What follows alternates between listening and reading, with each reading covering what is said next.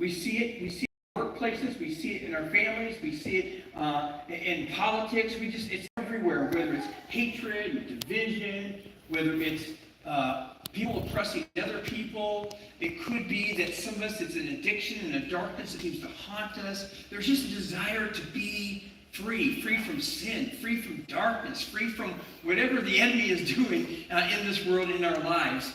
And personally, this is kind of really hits home for me. And some of you are familiar with my story, but when I was in my early childhood, I wrestled with fear. I mean, a lot of fear, some deep phobias. I kind of have jest with it and have make fun of it, make light of it now, but man, it was a big deal back then. I stuttered as a child. And quite honestly, the fact that I'm talking to you is really a miracle. I never wanted to talk in front of people. I didn't want to be made fun of. So from that fear of speaking became a fear of man, became a fear of people, became a fear of rejection, some deep-seated stuff. Grew up in an alcoholic home, wasn't sure what to expect any given time. And so I had these different phobias. And eventually, I went to the university. My folks took me to the university for classes to try to learn how to stop stuttering. And I was able to get through that. But as a child, what I couldn't get rid of was that fear. It was like a puppet master pulling the strings, dictating how I was to live my life. And I tried to, through athletics or through alcohol or through drugs. And all that was that fear just pulling at me, man. The anxiety that was deep in my soul. And I see it rampant in the nation today. And I'm telling you, fear is the antithesis of what faith is and what God wants to do. And there's a puppet master, and the enemy's using fear and anxiety and many times oppression and depression and other things in our culture to keep us from being free. From being free. And I just want somehow for you to be able to, when you walk out of this place today, and you don't care what anybody thinks about you, you could even be in a restaurant, although I would temper this if I were you, but you would just scream, freedom! That you somehow break whatever it is that keeps you from being who God wants you to be. Mm-hmm. That this Jubilee not just be a concept that was to happen in the Old Testament, but a reality for your lives.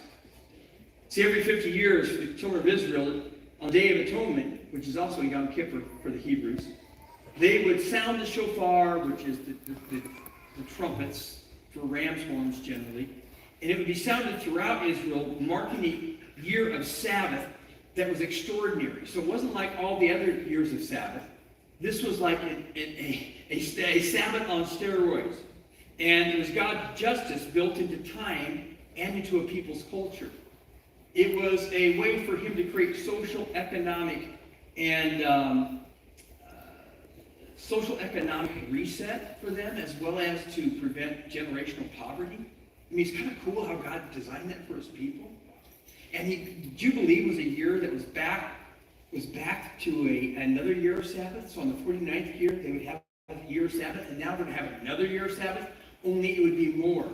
That when that shofar sounded, slaves and indentured servants were set free, debts were forgiven, land was returned to its original families, land and God's people were to find a time of rest. And this is the second year of rest. He's really trying to drive home something here. See, really, more than social economical reform, it was about spiritual renewal. That's what Sabbath really is all about. It's about being renewed. It's for you taking a time when you reset, you get reoriented on who you are in God and what God wants to do in your life. I'm hoping that when you attend here, it's part of your Sabbath. It's a time of you being reset. It's a time of you hearing from God, a time of renewal. Well, this is what God wanted for Jubilee. Imagine it's the 49th year removed from your forefathers owning their own land that was conquered when they went into the promised land. And you've been removed from that. And now it's the 49th year, and you get to go back to that land. It's like you get a reset. You get this new lease on life and not be haunted by your family's poor decisions or your own bad decisions.